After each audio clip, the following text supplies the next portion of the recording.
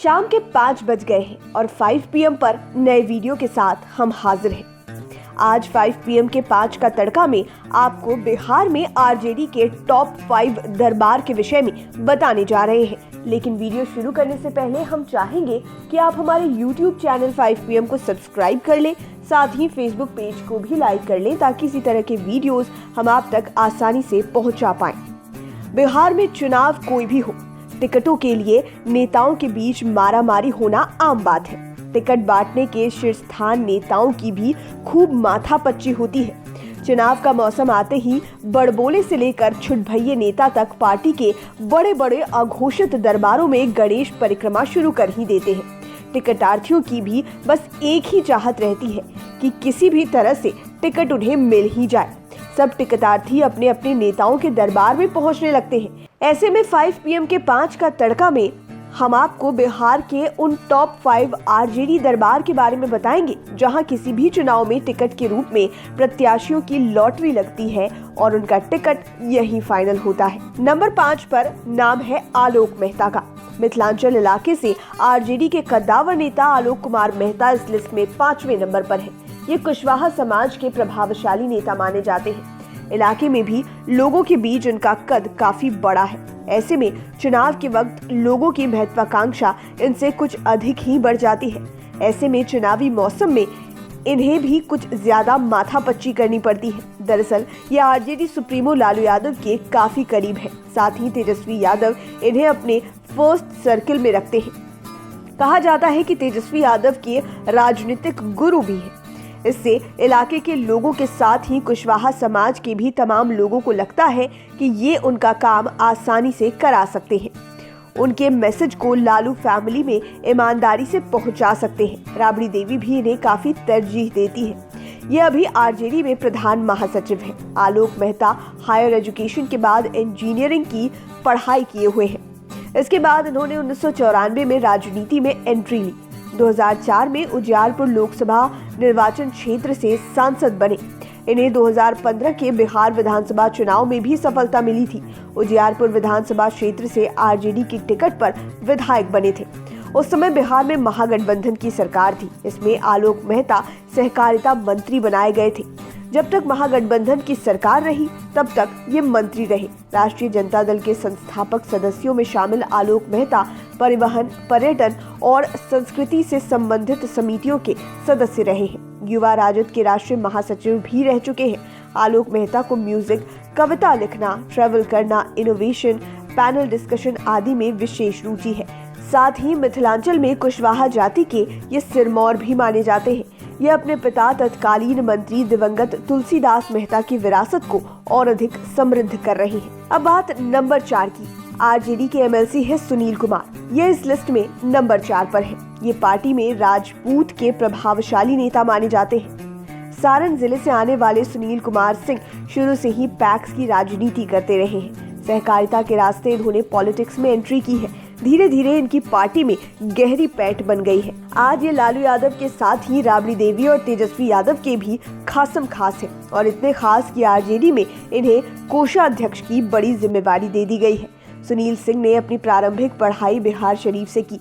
बिहार शरीफ से ही matric, inter तथा graduation की डिग्री ली। पीजी की पढ़ाई मगध यूनिवर्सिटी से करने के बाद वीर कुंवर सिंह यूनिवर्सिटी से डॉक्टरेट की उपाधि भी ली। इस तरह ये सुनील कुमार सिंह से डॉक्टर सुनील कुमार सिंह बन गए। जिंदगी की गाड़ी खींचने के लिए पहले सुनील सिंह ने लोहे का बिजनेस शुरू किया। फिर पीएचडी की डिग्री लेने के बाद ये नालंदा महिला कॉलेज में लेक्चरर बन गए। स्टूडेंट्स के साथ ही पूरे समाज के लिए कुछ करने की चाहत ने इन्हें राजनीति की मुख्य धारा में जोड़ दिया। ये 29 मई 2003 में पहली बार बिहार की शीर्ष सहकारी संस्था बिस्कोमान के अध्यक्ष बने। बिस्कोमान के अध्यक्ष पद पर इस बार ये 5वीं बार काबिज हुए। इसी बीच ये 2008 में सहकारी संस्थाओं से भी जुड़ गए। बिहार से लेकर दिल्ली तक के सहकारी संस्थाओं की इन्हें जिम्मेवारी मिली। 2012 में ये विपणन सहकारी की शीर्ष संस्था नेफेड के वाइस चेयरमैन भी बने। सारण जिले में स्थित डुमरी बुजुर्ग पैक्स के कई टर्मों से अध्यक्ष बनते आ रहे हैं। खास बात कि पूरे देश में 95,238 पैक्स हैं, जिनमें से सबसे अधिक 8,500 सदस्यों वाला पैक्स डुमरी बुजुर्ग है। इस पैक्स क्षेत्र से सुनील सिंह निर्विरोध जीतते आ रहे हैं। बिहार और आरजेडी में इनका राजनीतिक कद तब तक और अधिक बढ़ गया जब 2020 में ये एमएलसी बन गए। लालू फैमिली के खास नजदीकी होने की वजह से ये लोगों के बीच इनका प्रभाव काफी बढ़ गया है। आरजेडी के टॉप 5 दरबारों में जगदानंद सिंह तीसरे नंबर पर है। ये अभी आरजेडी में प्रदेश अध्यक्ष की जिम्मेवारी संभाल रहे हैं। भोजपुर बेल्ट में इनके प्रभाव को कोई इग्नोर नहीं कर सकता है। ये जाति के साथ ही जमात के भी नेता माने जाते हैं। राजनीति में इनकी निष्ठा की दुहाई दी जाती है। ये सिद्धांत की राजनीति करते हैं। सच्चे लोगों का साथ छोड़ते ही नहीं है, गलत लोगों को अपने साथ जोड़ते नहीं है। लालू फैमिली में गहरी पैठ रहने के कारण लोगों की भी इनसे काफी उम्मीदें रहती है। किसी भी तरह का चुनाव हो, लोग इनके पास पहुंच जाते हैं। ये ऐसे नेताओं में शामिल हैं जिनसे तेजस्वी ही नहीं, लालू यादव भी आम नेताओं के बारे में फीडबैक लेते हैं। ऐसे में हर कोई चाहता है कि लालू फैमिली में उनका बढ़िया फीडबैक जाए। पार्टी में इनके वर्चस्व का अंदाजा इसी से लगाया जा सकता है कि लालू यादव कोई भी निर्णय इनकी सलाह के बिना नहीं लेते। यहाँ तक कि कभी कभी तेज प्रताप यादव से मनमुटाव भी होता है तो जगदानंद सिंह का ही पलड़ा भारी पड़ता है। कई बार ऐसे मामले आए जब तेज प्रताप यादव ने इनसे जबरदस्त भिड़ंत भी की। मामला मीडिया में भी आ गया, लेकिन जगदानंद सिंह ही भारी पड़े। इनकी ईमानदारी भी बेमिसाल है। ये पुत्र से ज्यादा पार्टी को तरजीह देते हैं। दरअसल आज के दौर में जब लगभग सभी नेता अपने बेटों को राजनीति में उतार चुके हैं, जगदानंद उन विरले नेताओं में से हैं जिन्होंने अपने बेटे के खिलाफ जाकर अपनी पार्टी के लिए प्रचार किया था और बेटे को हराने में बड़ी भूमिका अदा की थी। बेटे को जब पार्टी की ओर से टिकट मिला तब इन्होंने बेटे के पक्ष में प्रचार किया। पार्टी में इनकी दमदार हैसियत की वजह से ही लोग चुनाव के वक्त इनके पास चिपके रहते हैं। पता नहीं कब किसकी किस्मत चमक जाए। आरजेडी सुप्रीमो लालू यादव के छोटे बेटे और नेता प्रतिपक्ष तेजस्वी यादव इस लिस्ट में दूसरे स्थान पर है। लालू यादव ने भी अब तेजस्वी यादव को अपना उत्तराधिकारी बना दिया है। यदि 2022 में पार्टी की बागडोर तेजस्वी यादव के हाथों में सौंप दी जाए तो कोई आश्चर्य नहीं होगा।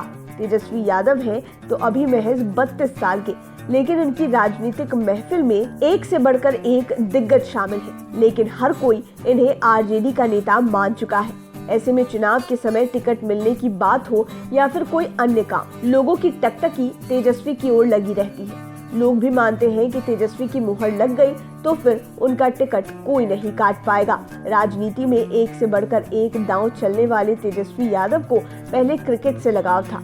ये लोकल क्रिकेट में चौके छक्के लगा चुके हैं।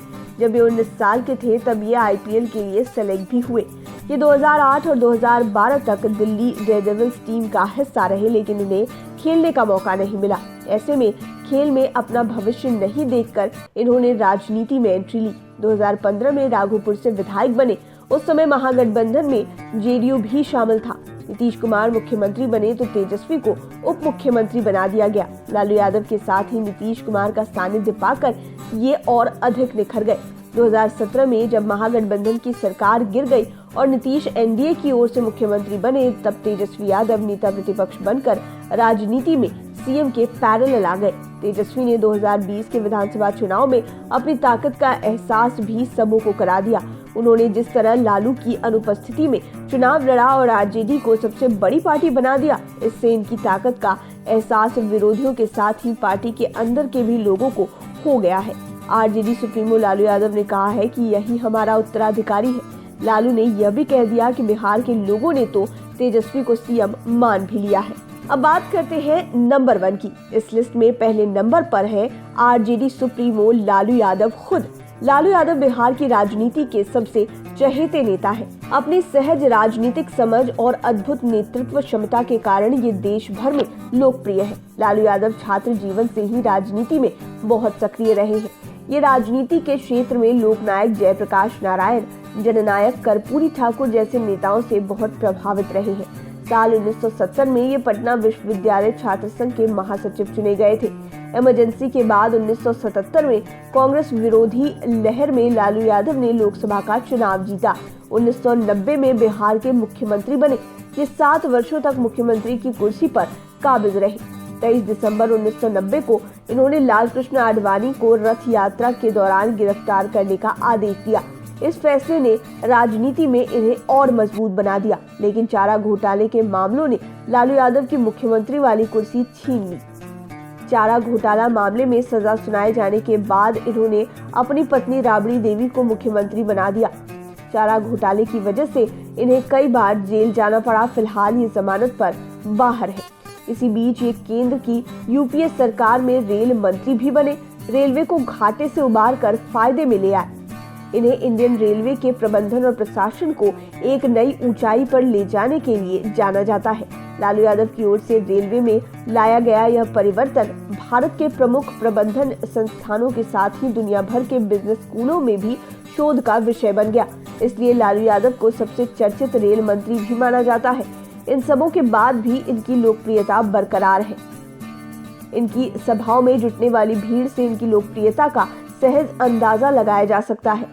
और जहां तक चुनाव के वक्त टिकट मिलने की बात है, तो आज भी अंतिम मुहर लालू यादव की ही लगती है। लालू की हाँ को आरजेडी में कोई ना नहीं कर सकता, चाहे वो तेजस्वी ही क्यों ना हो या फिर राबड़ी देवी। पार्टी के नेताओं के बीच जब कोई बात बिगड़ती है तो उसे संभालने वाले भी लालू ही रहते हैं। लालू यादव आज भी पार्टी के सर्वमान्य नेता है, इसलिए लोग दुआ करते हैं कि इस दरबार में उनकी भी बात बन जाए। उम्मीद है ये वीडियो आपको पसंद आया होगा। इसी तरह के वीडियोस के लिए हमारे चैनल 5 PM को सब्सक्राइब कर लें। ये वीडियो फेसबुक पर देख रहे हैं तो पेज को लाइक करें। धन्यवाद।